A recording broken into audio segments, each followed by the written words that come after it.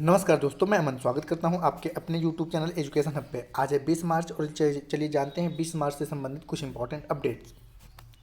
तो आज का पहला अपडेट है कि आईटी अधिनियम 2000 की धारा 79 के तहत सेफ हार्बर क्या है।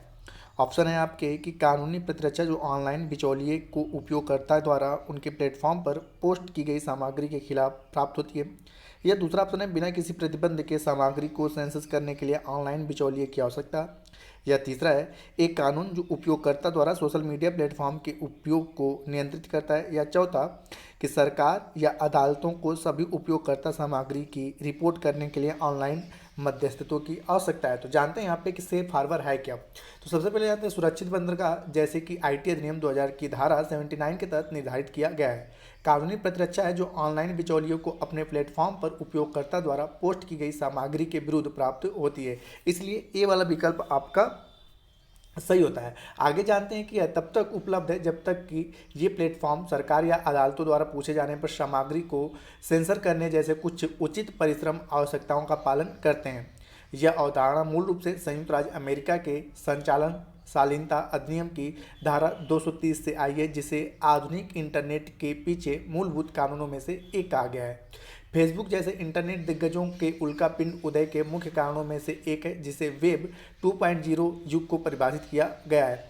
यहाँ पर जानते हैं कि जहाँ उपयोगकर्ता इंटरनेट पर सामग्री पोस्ट कर सकते हैं, तकनीकी विशेषज्ञों का मानना है कि सुरक्षित बंदरगाह इंटरनेटों पर मुफ्त भाषण सुनिश्चित करने के लिए एक महत्वपूर्ण सिद्धांत है, क्योंकि प्लेटफॉर्म को केवल उस भाषण का कार्रवाई करने की आवश्यकता होती है जिसे अवैध माना जाता है। तो यहाँ पूछा गया है कि सेफ हार्बर क्या है, तो इस प्रकार से आपका पहला ऑप्शन सही होता है।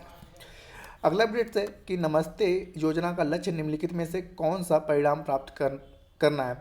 ऑप्शन है आपका कि सफाई कर्मचारियों के लिए शिक्षा तक बेहतर पहुंच, या शहरी भारत में स्वच्छता सेवाओं का बढ़ता निजीकरण, या भारत में स्वच्छता कार्य में शून्य मृत्यु, या चौथा है आपका कि शहरी भारत में सफाई कर्मचारियों की संख्या की कमी।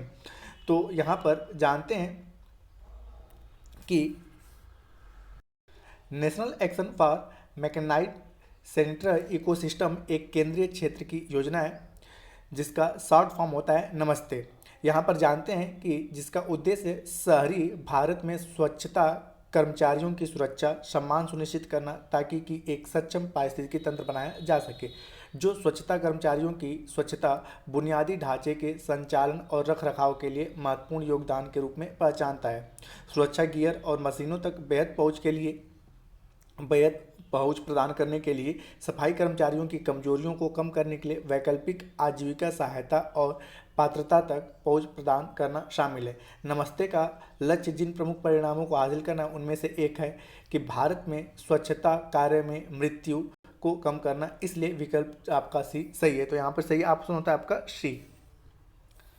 अगला प्रश्न, निम्नलिखित में से कौन सा कारक या फैक्टर ऊष्मा तरंगों के निर्माण के लिए जिम्मेदार है। ऑप्शन है आपके कि अरब सागर का गर्म होना, या घटती चूक दर, या अफगानिस्तान और पाकिस्तान के पर्वत, या चौथा है ऊपरी वायुमंडल की पछुआ हवाएं। तो जानते हैं देश भर के कई राज्यों में गर्मी की शुरुआत हो चुकी है। इस बीच मौसम विभाग ने इस महीने में भीषण गर्मी का अलर्ट जारी किया है। साथ ही मौसम विभाग ने हीट वेव की बात भी कही है। नेचर जियो साइंस द्वारा किए गए अध्ययन के अनुसार निम्नलिखित प्रक्रियाएं हीट वेव का योगदान करते हैं, जैसे कि गर्म वायु स्रोत की उपस्थिति, अरब सागर का गर्म होना, या घटती चूक दर, अफगानिस्तान और पाकिस्तान के पर्वत, ऊपरी वायुमंडल की पछुआ हवाएं। तो इस प्रकार से आपका डी वाला विकल्प सही होता है कि सभी के सभी सही हैं। अगला प्रश्न है आपका कि निम्न में से कौन सा वितरित अक्षय ऊर्जा का एक रूप नहीं है। तो जानते हैं यहाँ पे ऑप्शन है आपका सौर ऊर्जा, पवन ऊर्जा, पनबिजली ऊर्जा, या परमाणु ऊर्जा। तो जानते हैं वितरित नवीकरणीय ऊर्जा स्रोतों के संदर्भित करता है जो पैमाने में छोटे होते हैं और आमतौर पर केंद्रीकृत बिजली संयंत्रों की तुलना में खपत के विरुद्ध करीब स्थिर होते हैं। DRE यानी कि वितरित नवीकरणीय ऊर्जा उदाहरणों में सौर ऊर्जा, पवन ऊर्जा, जल ऊर्जा शामिल है। दूसरी ओर परमाणु ऊर्जा को DRE यानी कि वितरित नवीकरणीय ऊर्जा से अलग रखा जाता है, क्योंकि इसके लिए बिजली पैदा करने के लिए बड़े पैमाने पर केंद्रीकृत बिजली संयंत्रों की आवश्यकता होती है। तो इस प्रकार से डी वाला ऑप्शन आपका सही नहीं है।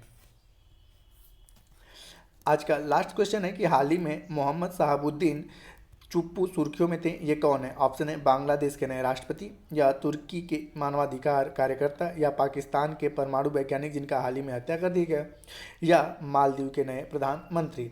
तो जानते हैं कि पूर्व न्यायाधीश और स्वतंत्रता सेनानी मोहम्मद शहाबुद्दीन चुप्पू बांग्लादेश के 22वें राष्ट्रपति के रूप में निर्विरोध चुना गया है। 74 वर्षीय मोहम्मद शहाबुद्दीन राष्ट्रपति मोहम्मद अब्दुल हमीद की जगह लेंगे। प्रधानमंत्री नरेंद्र मोदी ने बांग्लादेश के नवनिर्वाचित राष्ट्रपति मोहम्मद शहाबुद्दीन को पद संभालने की बधाई दी है। श्री शहाबुद्दीन को भेजे गए पत्र में प्रधानमंत्री ने कहा कि स्वतंत्रता सेनानी के तौर पर उनका योगदान, एक न्यायविद के रूप में उनका अनुभव इस उच्च पद के लिए बहुत काम आएगा। तो यहाँ पूछा गया है कि मोहम्मद शहाबुद्दीन चुप्पू जो सुर्खियों में थे वो क्या थे? तो आपका सही ऑप्शन होता है ए, कि बांग्लादेश के नए राष्ट्रपति। तो दोस्तों ये रहे आज के करंट अफेयर्स के अपडेट। अब समय पिछले सेशन में पूछे गए क्वेश्चन का आंसर देने का। तो पिछले सेशन में आपसे पूछा गया था कि शी जिनपिंग चीन के चौथी बार राष्ट्रपति बने, तो जिनका सही उत्तर था तीसरी बार। तो जिन्होंने भी सही उत्तर दिया उनके लिए बधाई। अब समय है आज के क्वेश्चन का। तो आज का क्वेश्चन है कि सौर ऊर्जा किस प्रकार की ऊर्जा है? नवीकरणीय या अनवीकरणीय? सौर ऊर्जा किस प्रकार की ऊर्जा है?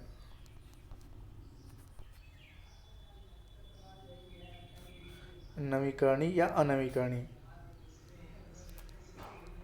या तो आप इसका आंसर हमें कमेंट बॉक्स में दे सकते हैं। आपके कमेंट का हमें इंतजार रहेगा। दोस्तों वीडियो पसंद आए तो वीडियो को लाइक करें, कमेंट करें तथा अपने दोस्तों के साथ शेयर करें, और चैनल पर नए हैं तो चैनल को सब्सक्राइब अवश्य करें। तथा इस पीडीएफ को प्राप्त करने के लिए आप हमारे टेलीग्राम से जुड़ सकते हैं, जिसका लिंक वीडियो के डिस्क्रिप्शन में दिया हुआ है। यदि आप टेलीग्राम से जुड़ नहीं सकते हैं लिंक के जरिए, तो आप टेलीग्राम में education hub by Aman sir search करके आप टेलीग्राम को ज्वाइन कर सकते हैं। तो वीडियो के अंत तक बने रहने के लिए धन्यवाद। मिलते हैं जल्दी नेक्स्ट